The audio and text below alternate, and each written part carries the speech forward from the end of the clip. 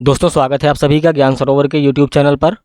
आज की जो हमारी क्लास है ये करंट अफेयर्स का जो समसामयिक यानी कि करंट का जो विविध वाला पार्ट है, आज हम इसमें उसको कंप्लीट करने वाले हैं।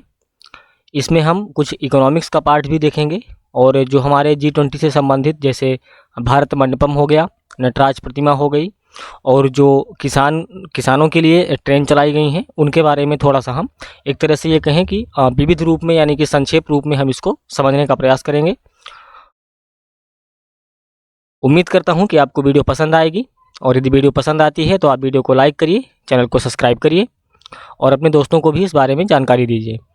तो हम पहले देख लेते हैं जो सबसे पहले हमारा हो जाएगा। तो रिजर्व बैंक द्वारा जारी क्या है यहाँ पर, रिजर्व बैंक द्वारा जारी नवीनतम मौद्रिक दरें। आपने इकोनॉमी के पार्ट में समझा होगा कि जो मॉनेटरी पॉलिसी है यानी कि मौद्रिक नीति है, वो आरबीआई के द्वारा कंट्रोल की जाती है, और जिसका उद्देश्य ये होता है कि कैसे महंगाई को कम करना है, कैसे महंगाई को ज़्यादा करना है। तो पैसे का जो फ्लो है यानी कि जो लिक्विडिटी है उसको कैसे कम ज़्यादा करना है। तो हालांकि ये इकोनॉमी का पार्ट है, लेकिन हम करंट के रूप में जो हमारे जो रेट है यानी कि जो लोन के इंटरेस्ट होता है वो कितने परसेंट है, ये हमारे लिए एक इम्पोर्टेंट हो जाता है हमारे जो है अभी वर्तमान जो भी एग्ज़ाम्स होने वाले हैं। क्योंकि ये रेट्स हर 3 महीने में परिवर्तित होते रहते हैं, ये फिक्स नहीं रहते। साल में 4 बार मौद्रिक नीति जो मौद्रिक दरें होती हैं वो परिवर्तित होती हैं, यानी कि प्रत्येक 3 माह में इनका जो है परिवर्तन होता रहता है। लेकिन अभी की जो हम देख रहे हैं वो हमारा 1 दिसंबर 2023 की स्थिति यानी कि जो करंट स्थिति है उसके आधार पर हम इन चीज़ों को समझेंगे। तो यहाँ पर बेसिकली हम ये जो रेट्स हैं ये इम्पोर्टेंट हमारे लिए ज़्यादा नहीं है, लेकिन जो यहाँ पर लिखा हुआ है जैसे bank rate, repo rate, reverse repo rate, तो इन चीज़ों के बारे में हम समझेंगे कि ये क्या चीज़ें हैं और क्यों ये कैसे काम करती हैं। तो थोड़ा सा इनको संक्षिप्त रूप में हम जानने का प्रयास करते हैं। तो देखिए, पहली चीज़ तो ये कि जैसे यहाँ पर दिया हुआ है बैंक दर, तो बैंक दर अभी जो देखें तो 6.75%, ठीक है। तो बैंक दर होता क्या है कि हम जानते हैं कि जो 2 तरह के बैंक होते हैं, एक कमर्शियल बैंक होता है और एक सेंट्रल बैंक होता है। तो सेंट्रल बैंक किसी भी देश में एक ही होता है, जैसा कि भारत का जो सेंट्रल बैंक है वो आरबीआई है, और कमर्शियल बैंक वो हैं जो सीधे कस्टमर से उनका संपर्क होता है, जैसे एसबीआई हो गया, एचडीएफसी हो गया, पंजाब नेशनल हो गया, ये क्या है, ये कमर्शियल बैंक है। तो जो बैंक दर यहाँ पर दी हुई है, तो बैंक दर का मतलब है कि जब इन बैंकों को यानी कि जब इन बैंकों के पास पैसा नहीं रहता और इन्हें पैसे की ज़रूरत पड़ती है तो ये कर्ज लेते हैं। ये बैंक भी कर्ज लेते हैं, लेकिन ये कर्ज किससे लेते हैं, तो ये आरबीआई से कर्ज लेते हैं, आरबीआई से कर्ज लेते हैं। तो जब ये आरबीआई से कर्ज लेते हैं तो आरबीआई इनसे कुछ ब्याज लेता है, उसी को हम कहते हैं बैंक दर। लेकिन ये जो बैंक दर तब लागू होती है जब क्या होता है, 14 दिनों से अधिक समय के लिए ब्याज लिया जाता है, सॉरी जो है ऋण लिया जाता है। यानी कि जब ये कोई भी कमर्शियल बैंक आरबीआई से 14 दिनों से अधिक समय के लिए आरबीआई से ऋण लेगा तो उसमें बैंक दर के तहत वो वहाँ पर उसको लोन देगा आरबीआई, और उसकी जो परसेंटेज अभी उसने ब्याज लिया है मतलब ले रहा है वो 6.75%। इतनी ब्याज ये लेगा बैंकों से, तब जाके उसको लोन देगा, और ये इसकी जो ब्याज की अवधि होती है, टाइम पीरियड होता है, वो 14 दिनों से अधिक का होता है। तो ये हो गई बैंक दर।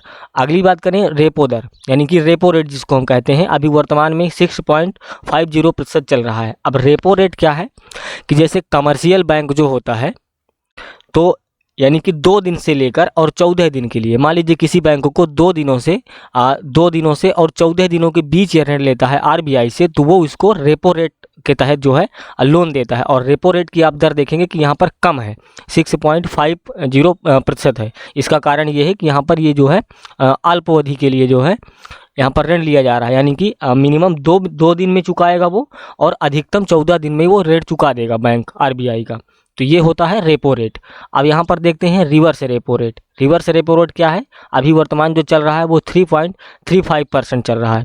रिवर्स रेपो रेट का मतलब होता है कि जब वो है यानी कि जब बैंकों के पास पैसा बहुत ज़्यादा होता है, मान लीजिए कि बैंक के पास पैसा ज़्यादा इकट्ठा हो गया, जैसे एसबीआई है एग्जांपल के लिए, उसके पास बहुत ज़्यादा पैसा है, और उसको ऐसा मान लीजिए ऐसा कोई बीच में समय आया कि जैसे छुट्टी लग गई 6 दिन की, और 4 दिनों की लगातार बैंक की छुट्टी है, तो कोई कस्टमर बैंक जाएगा नहीं, यानी कि पैसे का आवागमन नहीं होगा। लेकिन एसबीआई के पास बहुत सारा पैसा है, मान लीजिए कि 5,000 करोड़ रुपये उसके पास पड़ा हुआ है, तो वो उसका 4 दिनों में उसका नुकसान हो रहा है। तो वो इस पैसे से को कमाने के लिए क्या करता है कि आरबीआई को जमा करता है। आरबीआई को क्या करता है, जमा कर देता है ये पैसा। तो जब बैंक आरबीआई के पास पैसा जमा करते हैं तो उसको कहते हैं रिवर्स रेपो रेट। तो रिवर्स रेपो रेट जो है 3.35% यानी कि ब्याज देगा आरबीआई उन बैंकों को उसके पैसे पर। तो ये हो गया रिवर्स रेपो रेट। और यदि यहाँ पर सीआरआर की बात करें तो सीआरआर का जो मतलब होता है वो देखिए, सीआरआर यानी कि कैश रिजर्व रेशियो। बैंकों के पास जितना पैसा जमा होता है, यानी कि बैंक के पास जितना पैसा जमा होता है उसका, जैसे अभी सीआरआर कितना चल रहा है, 4.50% चल रहा है। तो यानी कि बैंक के एसबीआई, मान लीजिए एसबीआई है, एसबीआई के पास जितना भी पैसा जमा है उसका, उस पैसे का उसको 4.50% पैसा एसबीआई के पास जमा करना पड़ेगा सिक्योरिटी के तौर पे। मान लीजिए कल को बैंक भाग जाता है तो एसबीआई के पास उसका 4.5% पैसा जमा रहेगा, जिससे वह कस्टमर को क्या करेगा, कस्टमरों को वो शांत करेगा। यानी कि किसी का अगर 20,000 जमा हुआ था तो उसको 1,000 रुपये देगा, बोलेगा अभी इतना ले लो, और हम उस बैंक को जो है ढूंढने का प्रयास कर रहे हैं या आपका पैसा वापस कर रहे हैं। तो यानी कि 4.5% पैसा प्रत्येक बैंक एसबीआई के पास सिक्योरिटी के तौर पे जमा करके रखता है, उसको हम कहते हैं सीआरआर। और इस पैसे पर जो है आरबीआई कोई भी ब्याज नहीं देता, वो एक तरह से सिक्योरिटी मनी के तौर पर लेता है। आगे बात करें एसएलआर की, तो एसएलआर का मतलब होता है स्टेटरी लिक्विडिटी रेशियो। इसमें होता यह है कि बैंकों के पास जितना पैसा जमा है, यानी कि बैंकों के पास जितना पैसा जमा है उसका 18% उनको क्या करना पड़ता है, अपने ही बैंक में रखना पड़ता है, अपने ही बैंक में। उस मान लीजिए कि 100%, देखिए 100% में, यानी कि किसी बैंक के पास 100% में से 4.5% तो पहले चला गया एसबीआई जो है आरबीआई के पास सिक्योरिटी के तौर पर। अब उसका जो बचता है 95.5% पैसा, उसमें से 18% वह क्या करेगा, उसको वह सुरक्षित रखता है अपने बैंक में ही। उस पैसे को ना तो वो किसी को ब्याज में दे सकता है, ना किसी को ऋण दे सकता है, ना उस पैसे का कहीं उपयोग कर सकता है। ये क्या है, ये आरबीआई का नियम है, ये मॉनेटरी पॉलिसी इसी को कहते हैं। और ये एक तरह से महंगाई कम या ज़्यादा करने के टूल होते हैं आरबीआई के। ये इकोनॉमी का पार्ट है और ये काफ़ी विस्तृत पार्ट है, लेकिन यहाँ पर हम थोड़ा सा संक्षेप में इसको समझने का प्रयास कर रहे हैं। तो इसको कहते हैं एसएलआर। एसएलआर यानी कि स्टैट्यूटरी लिक्विडिटी रेशियो, यानी कि बैंकों को 18, अभी जो वर्तमान चल रहा है 18% उसको रखना ही रखना है अपने बैंक में सुरक्षित करके, उस पैसे का वो फ्लो नहीं करा सकते हैं। और अगला देख लेते हैं एमएसएफ। एमएसएफ बेसिकली होता क्या है कि इसका फुल फॉर्म है मार्जिनल स्टैंडिंग फैसिलिटीज।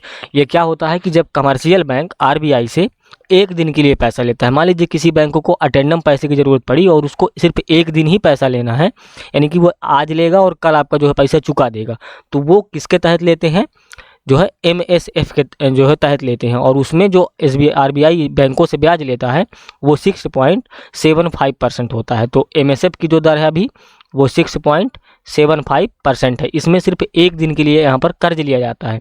और यदि आपको एक दिन से ज़्यादा लेना है, जैसा कि हमने बताया कि जैसे आपको 2 से 14 दिनों के लिए लेना है तो आप रेपो रेट के तहत लेंगे। 14 दिनों से आपको जो है अधिक लेना है अगर, तो वहाँ पर आपको बैंक रेट में पैसा मिलेगा। और यदि आप बैंक में पैसा रखने जा रहे हैं अपना, तो आपको रिवर्स रेपो रेट मिलेगा। और सीआरआर यानी कि आपको अपने पूरे कैश, यानी कि पूरे जो बैंक में पैसा जमा है उसका जो जितना प्रतिशत आरबीआई निर्धारित करती है उसको आपको आरबीआई के पास एक तरह से सिक्योरिटी के तौर में रखना पड़ेगा। और एसएलआर हो गया कि आपको अपने ही बैंक में उतना % पैसा रख के जो है रखना है। और जो हमने अभी बात किया एमएसएफ की, वो एक दिन के लिए जो है पैसा है। और ये जो स्थिति है ये 1 दिसंबर 2023 के अनुसार अभी ये डाटा है। तो आई होप कि आपको जो है रिजर्व ये जो बैंक मौद्रिक दरें हैं ये आपको समझ में आई होगी। यदि आपको वीडियो पसंद आए तो वीडियो लाइक ज़रूर करिएगा और चैनल को सब्सक्राइब भी करिएगा। अब आगे हम बात करेंगे कुछ इंपॉर्टेंट हमारे जो विविध तथ्य हो जाते हैं परीक्षोपयोगी। तो पहले हम बात कर लेते हैं, यहाँ पर हम हाईलाइटर के माध्यम से इसको दिखाने का प्रयास करेंगे। देखिए अभी G20 हाल ही में चर्चा का विषय था, और वहाँ पर जहाँ पर G20 हुआ उसका जो स्थान था, जो भवन था, उसको भारत मंडपम के नाम से हम जानते हैं।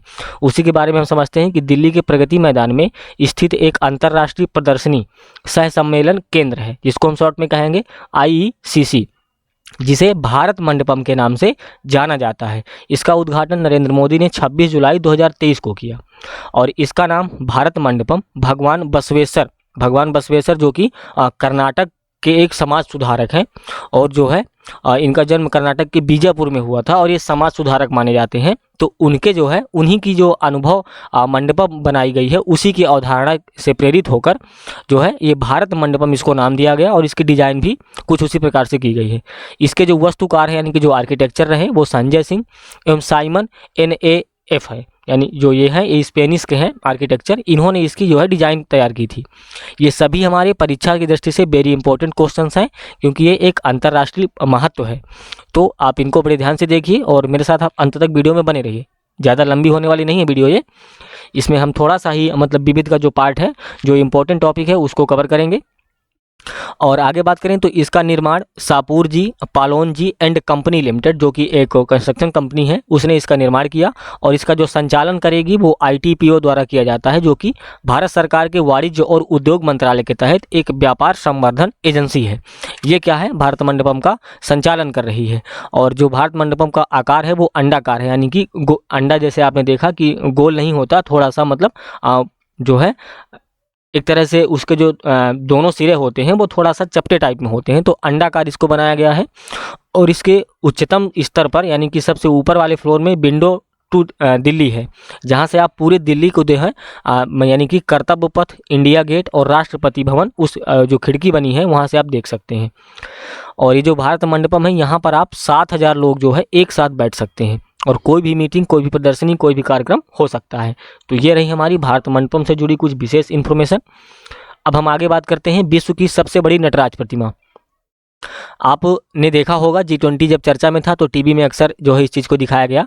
तो विश्व की सबसे बड़ी नटराज प्रतिमा कहाँ पर है, वहीं दिल्ली के प्रगति मैदान में ही स्थित है और भारत मंडपम के जस्ट सामने अष्टधातु से बनी यह दुनिया की सबसे बड़ी नटराज प्रतिमा है। देखिए दुनिया की यानी कि नटराज की प्रतिमाओं में सबसे बड़ी नटराज की प्रतिमा जो है वो भारत में है और दिल्ली के प्रगति मैदान में भारत मंडपम के जस्ट सामने, और ये अष्टधातु की बनाई गई है। अष्टधातु यानी कि जिसमें 8 धातुओं का मिश्रण होता है और ये 27 फुट ऊंची है, 18 टन इसका वजन है इस मूर्ति का। और इस मूर्ति की जो डिज़ाइन यानी कि जो बनाया है इसको वो तमिलनाडु के स्वामी मलाई के राधा कृष्णन सतपथी ने जो है इसकी डिज़ाइन तैयार किया इस मूर्ति को, यानी कि कैसे इसको ढालना है, कैसे इसको बनाना है, ये पूरा जो है रोड मैप उन्होंने तैयार किया था। अब अगली चर्चा करते हैं भारत का नया संसद भवन। जो भारत का नया संसद भवन बना है उसके बारे में। तो PM मोदी ने नए संसद भवन का उद्घाटन 28 मई 2023 को विनायक दामोदर सावरकर की 140वीं जयंती के अवसर पर किया, जिसकी आधारशिला PM मोदी ने 10 दिसंबर 2020 को रखी थी और ये 2023 में इसका उद्घाटन हो रहा है। इसको 3 साल का समय लगा बनने में और रखी थी उद्घाटन को चिन्हित करने के लिए, यानी कि जो है कि आज के दिन उद्घाटन हुआ था और नए संसद भवन का जो है यहाँ पर कार्य चालू हो गया था। तो उसके लिए यहाँ पर 75 रुपये का एक सिक्का भी लॉन्च किया गया है। हालांकि भी 75 रुपये का सिक्का जो मार्केट में है बहुत कम देखने को मिलता है, लेकिन प्रचलन में आ चुका है। और नया भवन सेंट्रल विस्टा परियोजना का एक हिस्सा है जिसका निर्माण टाटा लिमिटेड ने 971 करोड़ रुपए की अनुमानित लागत से किया था। जो संसद भवन है इसको बनाया है टाटा लिमिटेड कंपनी ने और लगभग इसमें जो अनुमानित लागत है वो 971 करोड़ रुपए इसमें जो है खर्च हुए हैं। भवन का design HCP design and planning company ने किया, यानी कि जो आर्किटेक्चर का काम किया वो HCP डिजाइन एंड कंपनी ने किया है। और इसका जो आकार है नया संसद भवन का, ये त्रिभुजाकार वाले भवन को जो है त्रिभुजाकार वाला भवन है। और इसका जो टोटल एरिया है, क्षेत्रफल की बात करें तो इसमें कितना है 64,500 वर्ग मीटर में यह क्या है पूरा संसद भवन फैला हुआ है। नए संसद भवन के संयुक्त सत्र में कुल 1272 लोग बैठ सकते हैं। संयुक्त सत्र जो है सत्र का मतलब है कि राज्यसभा और लोकसभा दोनों सदनों के सदस्य इसमें एक साथ अगर 1272 लोग भी हो जाएंगे तो भी इसमें बैठ सकते हैं। इसमें इतनी पर्याप्त जगह है।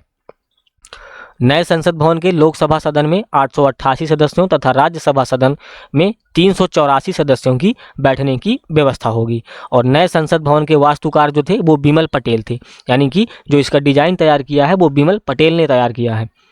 तो ये हमने कुछ संसद के बारे में जाना। अब हम जानते हैं हमारा जो मिशन चंद्रयान 3 एकदम सक्सेसफुल जो है लॉन्च किया गया था और इसकी सक्सेसफुल लैंडिंग भी हुई है। तो इसके बारे में जो विशेष तथ्य निकल के आते हैं उनके बारे में हम चर्चा करेंगे।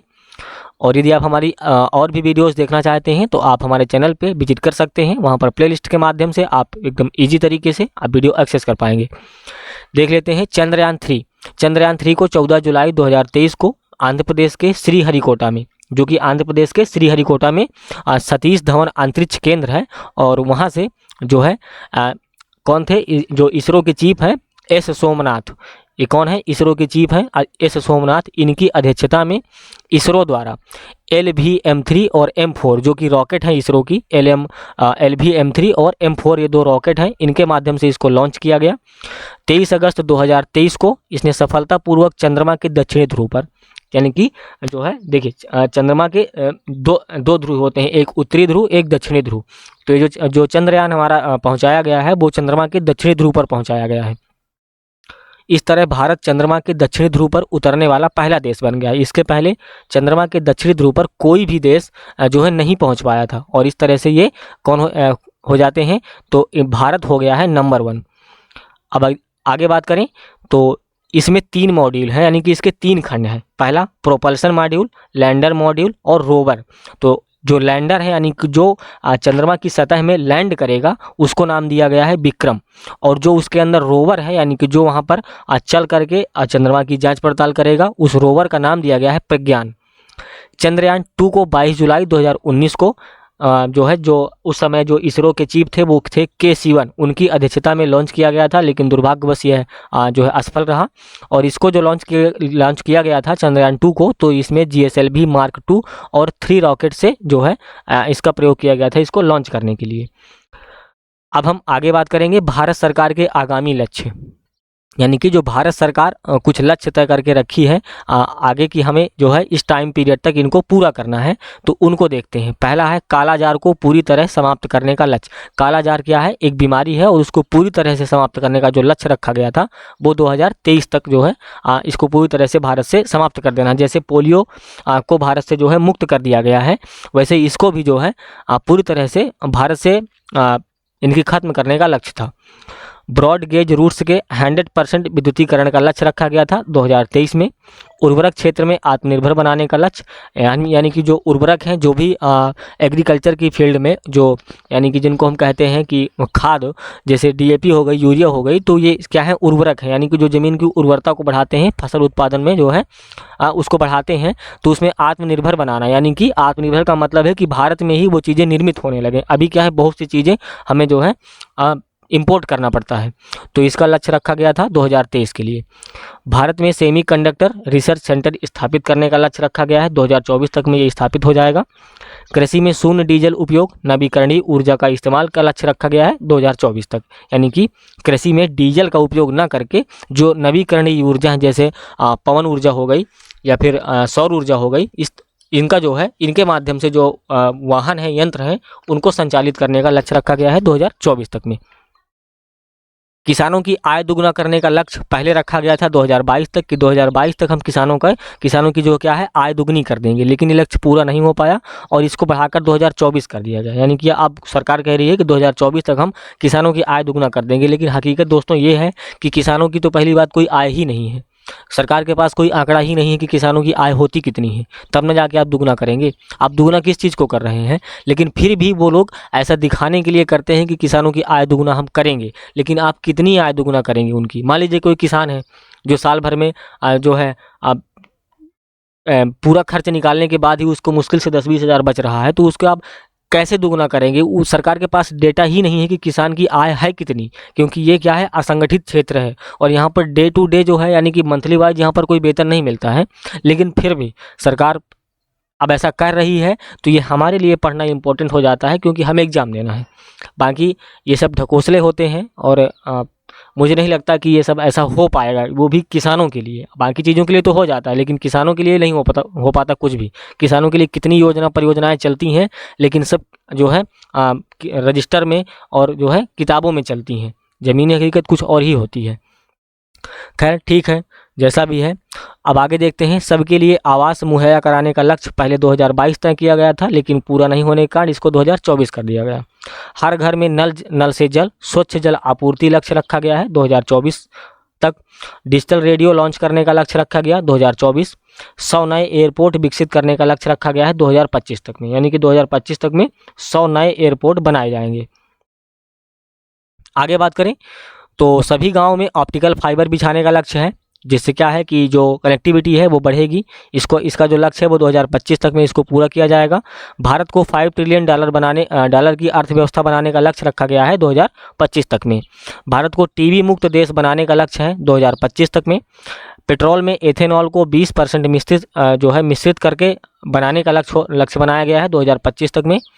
और दूध प्रसंस्करण क्षमता को दुगुना यानी कि 108 मिलियन टन इसको करना है 2025 तक में। 100 मीट्रिक टन कोयला गैसीकरण प्राप्त करने का लक्ष्य है 2030 तक में। सेवा क्षेत्र में $1 ट्रिलियन निर्यात करने का लक्ष्य सरकार ने तय किया है 2030 तक में। और आगे देखते हैं, कुल कार्बन उत्सर्जन में 1 अरब टन की कमी करना है, यानी कि जितना भी अभी कार्बन उत्सर्जन हो रहा है उस उत्सर्जन में हमें 1 अरब टन की कमी कर देना है 2030 तक में। जिस पे काम चालू है। विश्व की तीसरी सबसे बड़ी अर्थव्यवस्था बनाने का लक्ष्य रखा गया है 2030 तक में। भारतीय रेलवे को नेट जीरो कार्बन उत्सर्जक बनाने का लक्ष्य रखा गया है 2030 तक। इसका मतलब ये है कि जितने भी अभी डीजल इंजन चल रहे हैं उनको पूरी तरह से समाप्त करके रेलवे का पूर्ण विद्युतीकरण कर देना है, जिससे क्या है कार्बन का जो उत्सर्जन हो रहा है कोयले के माध्यम से, धुएं के माध्यम से, वो बंद हो जाएगा। आगे बात करें तो भारत से पूर्ण रूप से मलेरिया उन्मूलन का लक्ष्य रखा गया है 2030 तक में।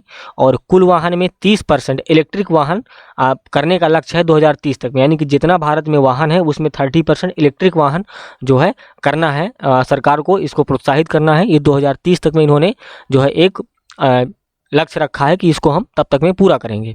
HIV एड्स को खत्म करने का लक्ष्य एवं मलेरिया उन्मूलन ये 2030 तक में लक्ष्य रखा गया। 500 गीगावाट अक्षय ऊर्जा प्राप्त करने का लक्ष्य बनाया है सरकार ने 2030 तक में।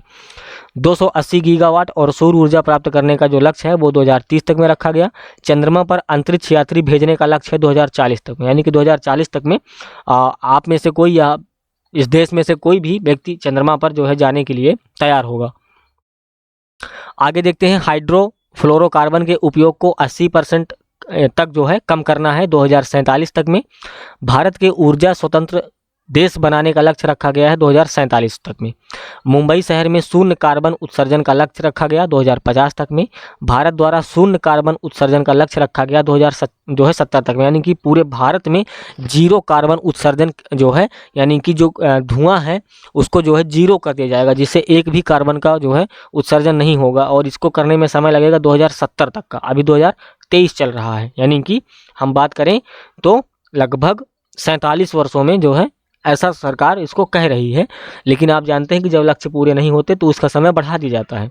जैसे किसानों की आय वाला हो गया और आवास वाला हो गया, उसको 2 साल के लिए फिर से बढ़ाया गया है। आगे बात करें, भारत द्वारा नेट जीरो का लक्ष्य रखा गया है 2070 तक में। तो ये रहे हमारे कुछ प्रमुख आगामी लक्ष्य जो गवर्नमेंट ने तय किए हैं। अब थोड़ा सा और इम्पोर्टेंट टॉपिक पे बात कर लेते हैं कि वंदे भारत ट्रेन की शुरुआत। देखिए, भारत पर वंदे भारत ट्रेन शुरुआत की गई है। और यहाँ पर जो वंदे भारत ट्रेन है इसको पहले ट्रेन 18 के नाम से जाना जाता था। यहाँ पर ट्रेन 18 के नाम से इसको जानते थे। और जो वंदे भारत ट्रेन है वो पहली ट्रेन चलाई गई है 15 फरवरी 2019 को दिल्ली से वाराणसी के बीच इसको चलाया गया था। तो ये हमारे लिए इम्पोर्टेंट फैक्ट्स हैं जो भी हैं वंदे मातरम वंदे भारत ट्रेन के। और दूसरी ट्रेन चलाई गई 3 अक्टूबर 2019 को दिल्ली से कटरा के बीच, यानी कि ये दूसरी ट्रेन है। और वंदे भारत चलाने वाली जो पहली महिला ड्राइवर बनी है, यानी कि जो पहली लोको पायलट बनी है वो सुरेखा यादव बनी है, वंदे भारत ट्रेन चलाने वाली। बाकी तो ट्रेनों को महिलाएं संचालित कर रही हैं, लेकिन वंदे भारत ट्रेन को चलाने वाली पहली महिला ड्राइवर वो है सुरेखा यादव। वंदे भारत का निर्माण कहाँ पर होता है तो इंटीग्रल कोच फैक्ट्री चेन्नई, जो कि रेलवे का ही यानी कि फैक्ट्री है जिसको कहते हैं इंटीग्रल कोच फैक्ट्री, वहाँ पर वंदे भारत का निर्माण होता है। और वंदे भारत का पुराना नाम था ट्रेन 18, जैसे कि मैं आपको पहले बताया था कि इसको पहले ट्रेन 18 के नाम से जानते थे। दक्षिण भारत की पहली वंदे भारत ट्रेन, यानी कि जो हमारे साउथ के स्टेट हैं वहाँ पर जो पहली वंदे भारत ट्रेन चलाई गई है वो बेंगलुरु से चेन्नई के बीच चलाई गई है। तो ये थे वंदे भारत ट्रेन से संबंधित इम्पोर्टेंट टॉपिक। उम्मीद करता हूँ कि आपको वीडियो पसंद आ रही होगी, और वीडियो पसंद आ रही हो तो चैनल को आप सब्सक्राइब जरूर करिए, वीडियो को लाइक करिए। अब देखते हैं भारत की किसान रेल किसानों के लिए सरकार ने कुछ कदम उठाए हैं।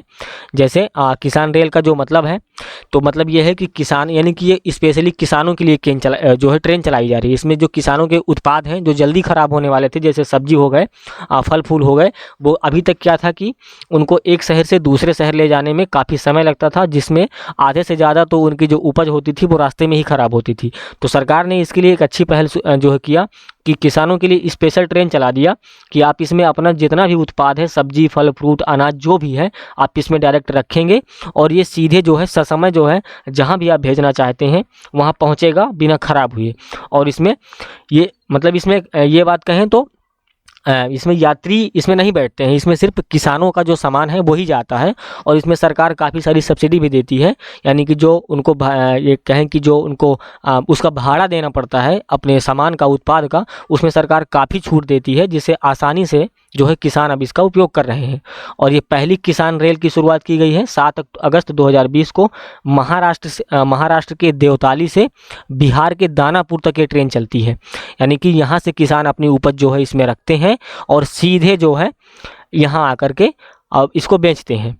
और जो दूसरी दक्षिण भारत की पहली यानी कि दक्षिण भारत की पहली और देश की दूसरी किसान जो ट्रेन है वो शुरुआत की गई है 9 सितंबर 2020 को अनंतपुर, जो कि आंध्र प्रदेश से चलकर आदर्श नगर दिल्ली तक जाती है। ये जो चूँकि ये बड़े शहर हैं, यहाँ पर ज़्यादा खपत है जो है भोज्य पदार्थों की, तो इसलिए अभी इन शहरों के बीच ये ट्रेन चलाई जा रही है, जहाँ से किसान अपने सामान को आसानी से एकदम कम समय पर और बिना किसी देरी के फास्टेस्ट रूट जिसको कहते हैं कि फास्टेस्ट रूट के माध्यम से किसान अपनी उपज को पहुंचा रहे हैं। तो ये एक अच्छी पहल है और किसानों को इससे काफ़ी हेल्प भी हो रहा है। तो ये रही दोस्तों आज की हमारी क्लास, कुछ करंट के विविध को लेकर के। उम्मीद करता हूं कि आपको वीडियो पसंद आई होगी और फिर से वही आपको मैं कहूँगा कि हमारी नेक्स्ट वीडियो आपके समक्ष उपस्थित होगी कल। तो यदि आप उसकी नोटिफिकेशन आपको नहीं मिल पा रही तो आप चैनल को सब्सक्राइब करिए, वीडियो को लाइक करिए। और आप सभी को वीडियो देखने के लिए बहुत बहुत धन्यवाद। मिलते हैं हम एक नेक्स्ट वीडियो में, तब तक के लिए आप सभी को बाय बाय।